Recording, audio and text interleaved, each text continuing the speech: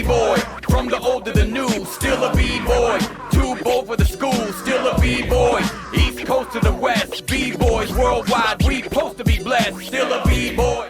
What's up, B-boys and B-girls? For the first time ever, a past guest has come back for a second interview. Yes, it hasn't been done until today. L.E.J is back in the house for interview part 2, and we're going to do things a little bit different. So this week, Riplak's going to take the forefront. I'll lay in the background, add my 2 cents, maybe a question here and there. But this way you get a different interview, not just, the recycled AK type interview. So with that, Riplak, the floor is yours. What is up, everybody? Today we have L.E.J. I've known him for many years, and I know him through MCAK. So everything came around full circle. I'll try not to get into too many questions. I think I got some fun ones for you here. First off, we're just going to go quickly where you grew up and how hard it was to tap into the music scene. Well, I'm a native New Yorker. I grew up in New York. I grew up in Harlem. I was in the hip hop era, kind of when it was, I was a little kid, but I mean, I was there when it was starting. So when all the rap culture and everything, I was actually part of a group in high school that actually became kind of well known in the tri-state area. So my introduction really to like rap / hip hop was we performed and opened a lot of different shows for well-known artists. Oh, so you got into that pretty quick, huh? Oh, yeah. And some big name artists too. We opened for Grandmaster Flash, I think Run DMC, LL Cool J. Oh, wow. I know we did an outdoor show with Slick Rick and Dougie Fresh. And I always remember that because Dougie Fresh told me to get the hell away from him because I was bothering him. Back then, this is very interesting because I've heard of those guys. No, but back then, so being the beginning of it like that, do you feel like it was more like the shows were more fun and lighthearted back then, or what would you compare it to now? I mean, Well, I know one thing, the group that I was in, shout out to DJ Keith and the Fabulous MCs. But I know the group that I was in, we tried to set ourselves apart because we actually had like choreographed rap routines, but we also had like dance routines.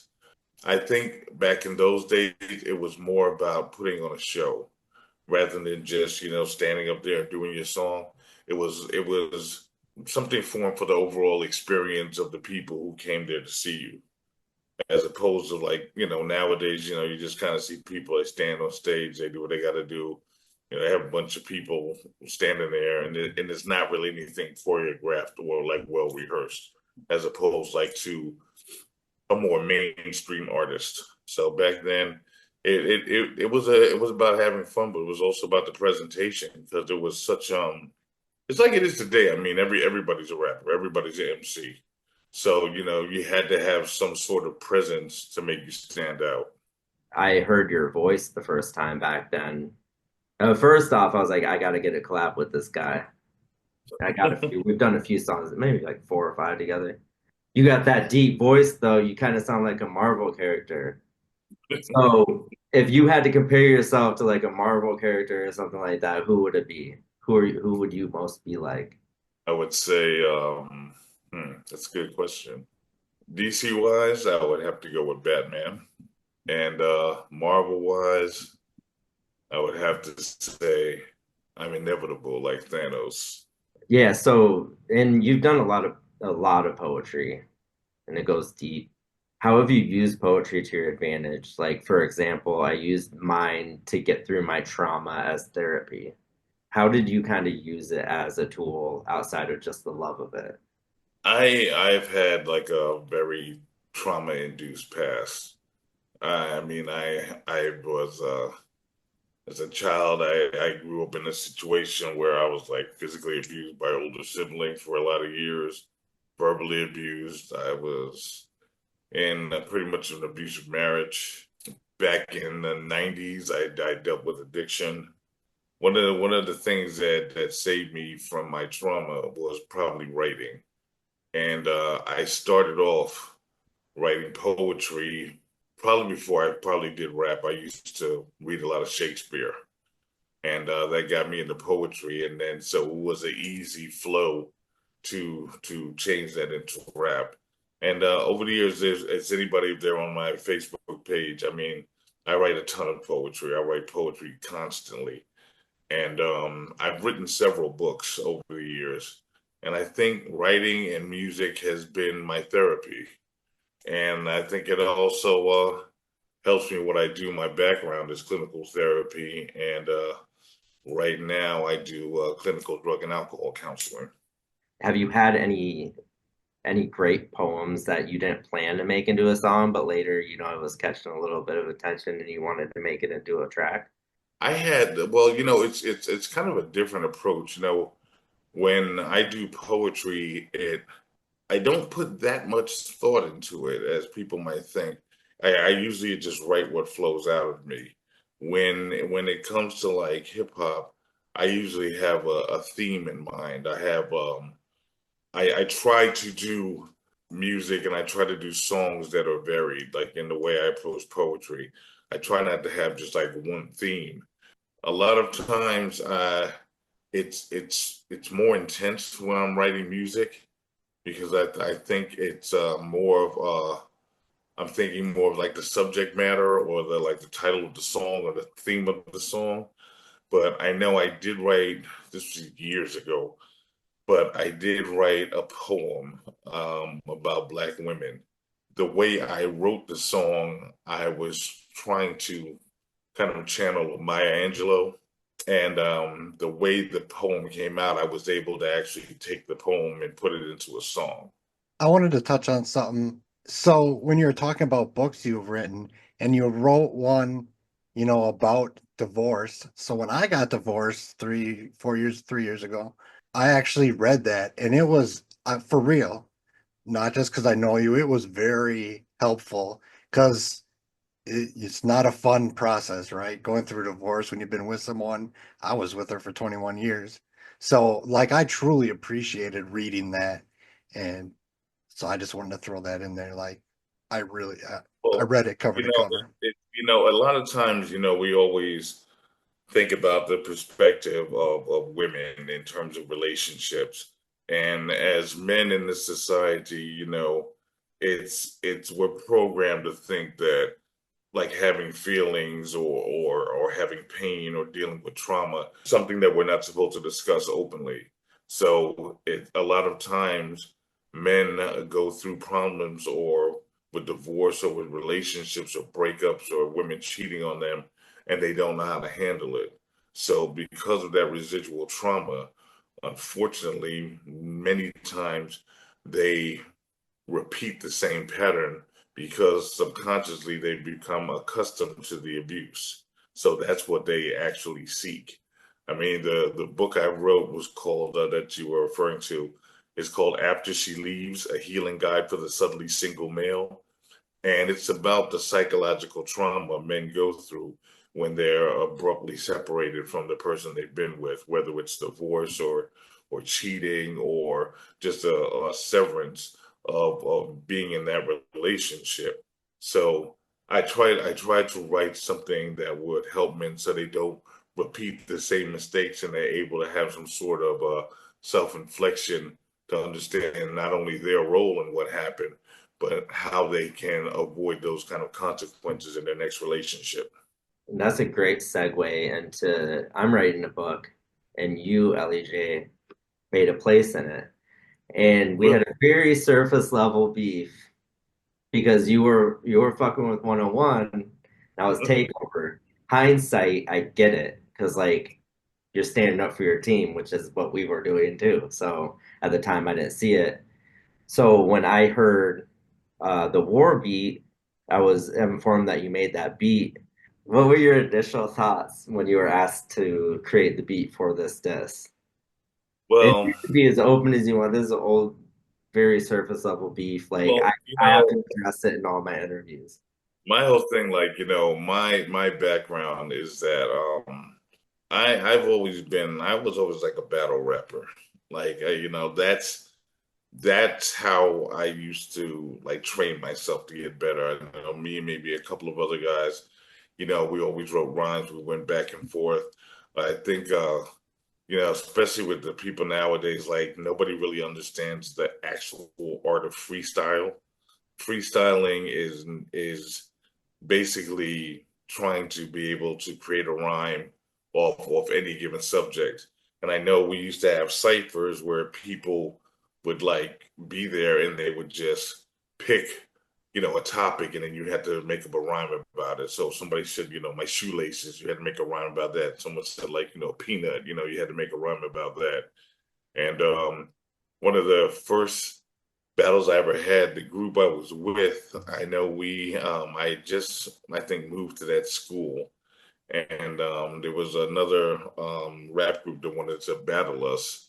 And I remember, the guys were nervous about it. And I told them, I said, just give me some information on these guys. Like, give me their first and last names.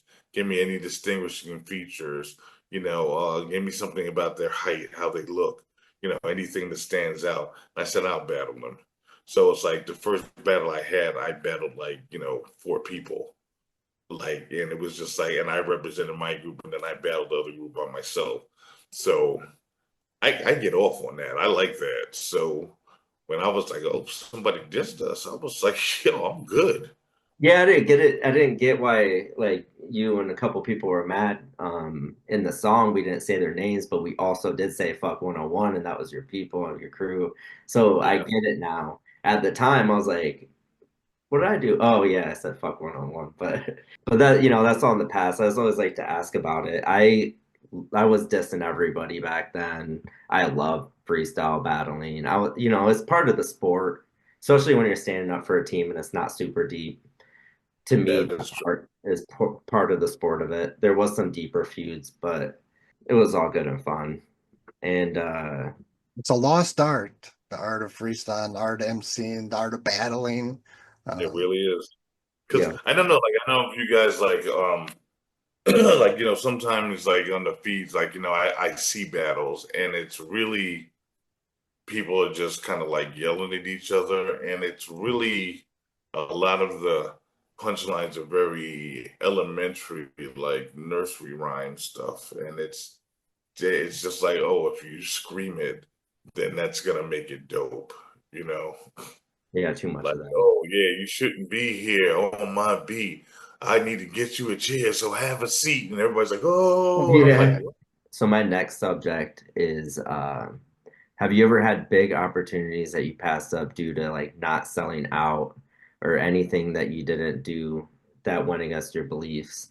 When I was in my marriage, I my ex-wife always used to she always used to tell me that, I was stupid for trying to write and trying to make music.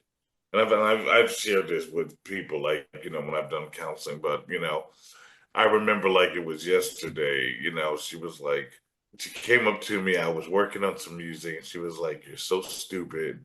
You're so fucking stupid. I don't know why you keep doing this. The industry is obviously telling you that they don't want anything to do with your music and you're too stupid to listen. And I never forgot that because like a month after that, that's when I got contacted by Chris. Yeah, like she was like was cursing me out, like, or how are you gonna get there? You don't have any fucking money, nobody's gonna put you in a studio. Yeah, it was bad. That's why that first album, well, it was like my second album, but it really meant a lot to me doing that. And even before that, I mean, I had I had my son when I was in high school, and I had my daughter when I was going into college. So I really stopped working on music for a long time, and I didn't hardly do any writing. It's like I wrote that first book, that the one that you were talking about. That was the first book I wrote, and that was right after my separation from my ex-wife. And I know back in those days, once I was going by myself, I mean, I hung out with uh I hung out with a couple of people from Boogie Down Productions. I know I had a contact with DMC. I had a contact with Tito from the Fearless Four, but a lot of that stuff I didn't pursue because when I went to college, I was in college and I actually started taking classes at night so I could work in the daytime so I could send money to my ex-wife and my daughter. And then I was working full time. I was going to school at night, and she was in the Philadelphia area. I was still up in New York and New Jersey. So every other weekend, I was taking the bus and the train down after work to try to spend some time with my daughter and then coming back. So I probably missed a lot of opportunities back then. Yeah, there's a lot of sacrifices and big decisions to be made out there in the music business for And sure. I don't remember if you ever told me that. I don't remember. But it's crazy how the world works, timing with things. I mean, Yeah. Like I would meet someone that, I loved in the music industry and then like picked a song to like rap to them or freestyle, walk away, like, should I pick that song? And then like not getting picked up by them and then watching them fail. I was like, that was meant to be. Or like something always happened where I don't know. I just feel like everything's meant to be for whatever reason. Yeah. Everyone's gonna miss opportunities. Now, quickly name your three biggest hip hop influences. One of my biggest influences was definitely Kumo D. And that was because he was one of the first prominently like darker shade MCs, and I love the fact that he had astonishing vocabulary. I like the fact that his rhymes were so intelligent, but they were hard hitting. I would say after that would be Cool G Rap.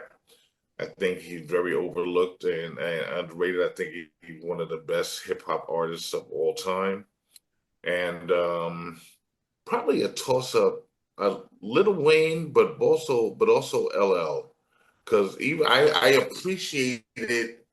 Like even though in that age at that time, I remember when he made "I Need Love," and I was like, oh, this is just some soft bullshit. But I had to respect the fact that he did it and he got another portion of the audience. That was before guys weren't making like romantic hip hop songs. And I remember that really boosted him in terms of his notoriety. And because, now all of a sudden women were like into him. And it was just I thought that was just incredible marketing and it showed versatility. See, a lot of the MCs that I grew up with and everybody grew up with, I like the fact that they had their own sound and they had their own niche. So like when somebody came on the radio, it could be, oh, that's so and so. Oh, that's this group. Unlike now when everybody's just moaning like they're on the toilet. But but it was also everybody had their niche. Like Public Enemy wouldn't make a love song. You know what I mean? It was House of Pain had their own kind of style. Other rappers that were coming out like I would say Slick Rick too. Slick Rick was very versatile. I look for versatility. Like even like how people said like, oh, Biggie was, the people are probably gonna want to shoot me when I say this, that he was like the best rapper of all time. Don't agree with that because I think he was phenomenal lyricist, but he's very one dimensional.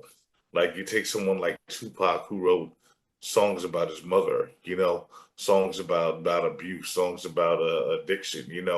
I look for the versatility of that, and also in terms that combined with the rhyme style. So I would have to say LL, Kumo D, and Coogee Rap. Okay, those are great picks. Now you have to get rid of Quick enough one. for you? You Was have that to, quick enough? no, but now you have to do this very quickly. You have to get rid of one of their entire catalogs right now. One of their entire catalogs? Yes, out of the three. That's really hard. I guess Coogee Rap, even though like the symphony was such one of the best like collaboration songs, hip hop songs ever made. But I think about in terms of the longevity of someone like LL and also Kumo D. I mean, he had longevity too, but you know, I saw him like perform. I met him.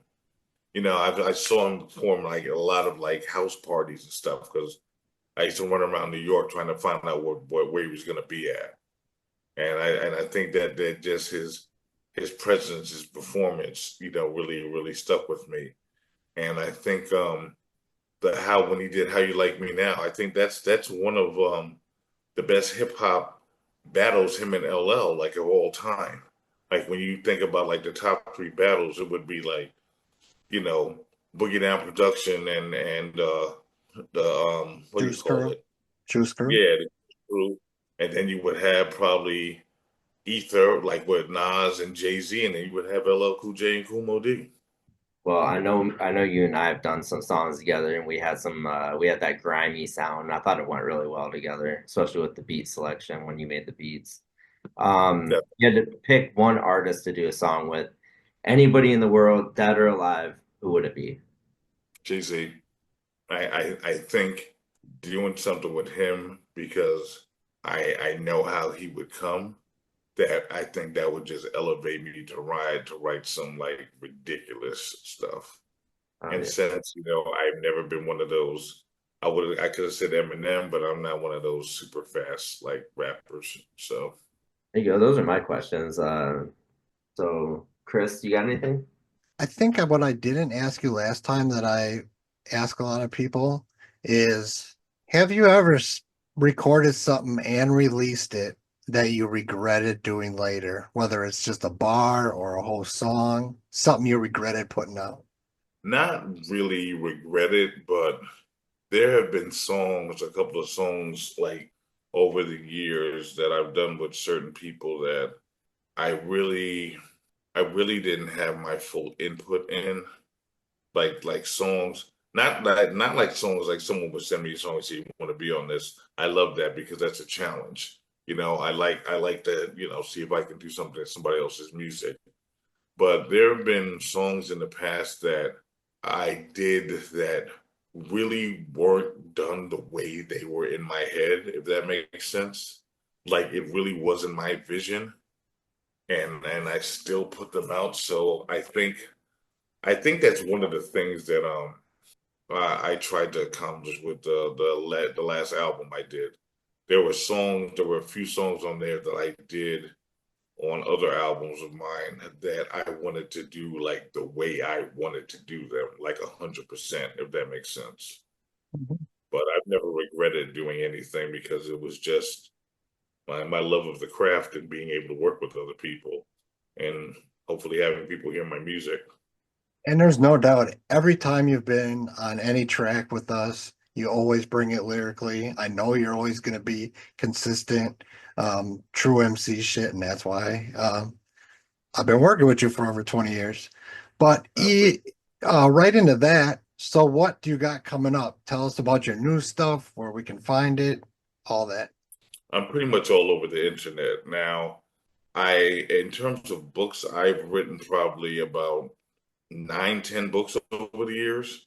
I have that men's mental health guide. It's called After She Leaves, a healing guide for the subtly single male. I have three short poetry books. One is poetry for the grown and sexy. I also have a short one called Love Letters, and I have another one called Ink Without Fear. That's urbanized poetry. That's on Smashwords. Right now, I have also on Amazon, I have Tales from the Dark Side of My Mind. That's a collection of short horror stories. I have a kind of a poetry graphic novel that I illustrated. That's called Redemption Alley. And I also have a 500-page poetry book on Amazon called Emotions in Ink.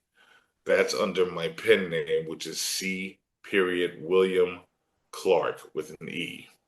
Now, I have my poetry is under Thoughts of a Single Man. That being a double entendre because I'm a single entity and I'm also very, very single. So that's all my poetry is under that. I have two poetry albums I've done. One is called Sounds of a Spoken Soul, A Journey in Love. The other one is called Words in the Midnight Hour, which is a CD collection of adult poetry. Over the years, I have done 15 rap albums. A lot of my stuff is on Bandcamp, on Reverb Nation, and 2 years ago, I did my most recent album 2 years ago was called "The Murderer Flows." That's one is has a song on there featuring Riplak, called OG Legacy. And recently, I'm very, very proud of this. The last album I did is called Project Lyricist. That's on every streaming platform you can think about. It's on Spotify, it's on Deezer, it's on Amazon, it's on iTunes. And I'm extremely, extremely proud of that album because I've done albums in the past that I've done on my own, but I did this on my own, and I also worked with a really incredible guy, Justin Calique. He's at Mount Moon Recording Studios in Philadelphia. And I did all those songs, I did them the way I wanted to. It was the vision I had for those songs is how they came out. So I was just incredibly pleased with that. I also have two songs that I did in the last few months. One is called Life, Love, Rhythm, and Flows, which I believe that we might be playing. It's I really like that track because it's a different kind of beat and I'm kind of doing it in a different style. And then I have a song that I just did recently. I dropped it about a month ago. It's on digital platforms too. It's called Kaiju. For those who don't know, Kaiju is a Japanese word for a monster, like a large, terrifying monster. So I put that with myself, being that I can be frightening on the mic, and I'm 6'5". But I really like that track too because it's something I came up with, and I think it's modern, but it has an old school kind of feel to it. And I think the way that I constructed it, because I did everything on this track, I did the beat, I did everything, and then I just re-recorded it in the studio. But I'm really proud of that track, and I'm hoping that it blows up. Yeah, we'll play both of those at the end of the show, and everyone listening, check out the new stuff, the old stuff, all of it, because you've been doing it a long time. I mean, Yeah, I mean, if you Google, the only thing is that if you Google the L.E.J, it's the and then capital L period E period J period, all in capitals. The ironic thing is that it's funny.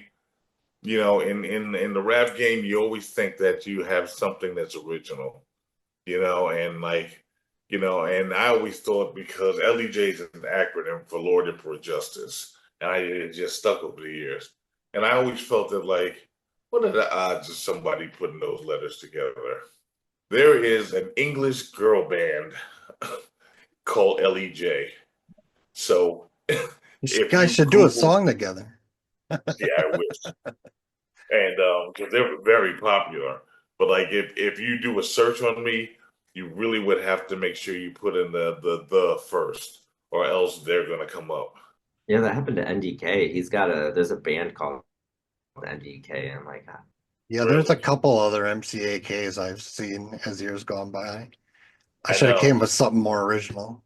Yeah, but at the time it was original. Right, right. Yeah, I came up with that in the early 90s. So, well, it was great to have you back. It's always a pleasure, and hopefully, three of us maybe we could work on something in the near future. I think that would be cool. Absolutely. Thanks for getting on the podcast posse track that we put out not that long ago. And I'm gonna make another one this summer as well. So I'll be hollering at you for that. And yeah, let's Okay, let's let's the three of us do something. I'm down 100%. I'm down, definitely down. yeah, for sure. I'll find a studio. I got Yeah. to record some other stuff, so I'm down. All right. Well, have a good night. Hey, definitely, man. I want to say thank you so much for having me on. Yeah. I Thank think I just I love your podcast. I think it's just important so people don't lose the perspective on where hip hop comes from. Yeah. You That's know, the and whole point behind it. yeah, because it's just funny because nowadays it's just that it's kind of a shame how people they remake songs or use old songs and then people think people just wrote that. Oh wow, did you hear that track? And I'm like, no, that was made back in 90 something. Yeah. So I think it's good, and I appreciated it that I still feel blessed and lucky that I'm able to try to in some small way contribute to the hip hop world. Have a good night. Peace. All right. Thank you, guys. Yep, Be see you good. later.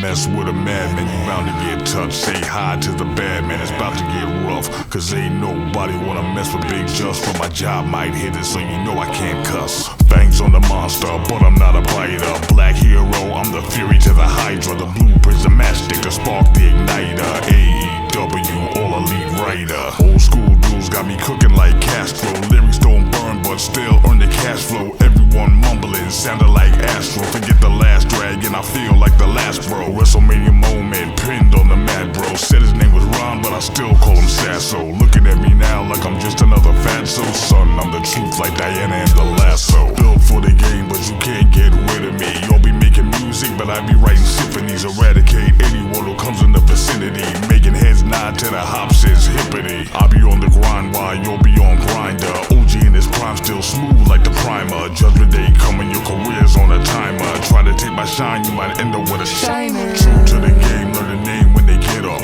Wet from the skill set, now you getting fed up. And if you wanna step to me, shorty, better step up. Forget the mustard, kid, you better catch up. Penthouse, top floor at the Carter. Your rent bounce, lieutenant, don't bother. Heating up toes, foot rubs in the lava. Eating up flows with Kiani and a father. Cord in the riptide, now flip the motor. Tongue like a razor, spin like a rotor. Pull plugs on pretty thugs, now game over. Stars on the moon, make room, supernova. Haters be hating, but others love me tender. White flag to the Black Panther, surrender. Before you put my name in your mouth, remember I spill flows like drinks held by alcoholics with tremors. I got peanut butter and jam.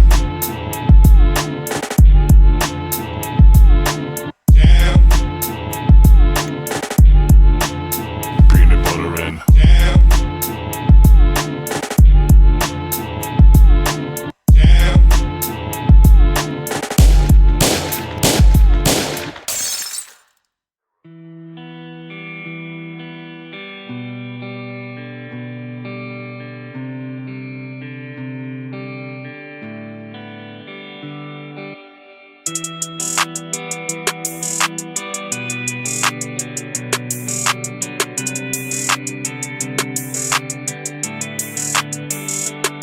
I roll peaceful in the form of these serenity tones. Merchant marauder that slaughters like infinity stones. Prominent, dominant, legend of the fall. Leaving splinters of the winter, spring, and the summertime cold. My destiny rests within me and shatters the clock's time. As the potions of my notions make oceans up in my mind. Serving up the entities that say that they don't remember me. As invading MCs, incinerator so tenderly. Horrifically, so prolific and specifically terrific. I'm dialing every digital mentality midget. Swing fatality widgets with iron laced in the frame. Cause your morality fidgets when you start winning the game. And you will learn or burning sections from the lyrical surgeon. No sympathy made for rookies, I leave cookies for virgins. Eating cherries with ease when chopping down trees. So please admit it that I'm the gifted that gives it to enemies. Testament, monument, relevant, fame, miracle, punishment, salvation, shame, gravity, journey,